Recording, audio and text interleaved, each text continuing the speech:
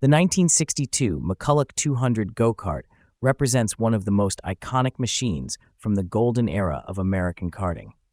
Built by McCulloch Motors Corporation, a company founded in 1943 by Robert Paxton McCulloch, the 200 model reflected the brand's deep expertise in small, high-performance two-stroke engines.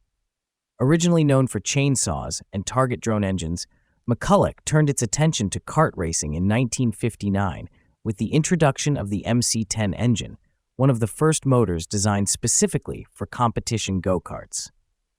By the early 1960s, twin-engine karts like the McCulloch 200 dominated the racing scene.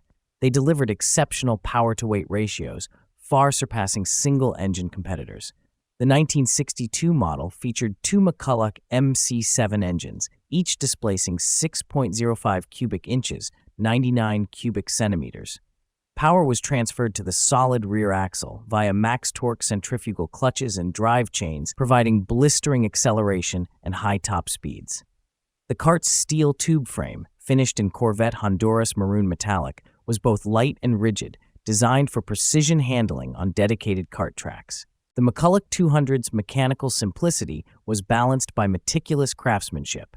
It used a rear disc brake, three-spoke magnesium wheels, and a seatback fuel tank integrated into its sleek layout.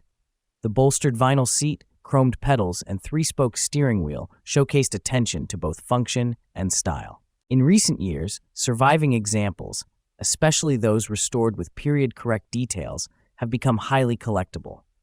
Modern restorations, often including rebuilt MC7 engines by specialists like Michael John, return these machines to race-ready condition.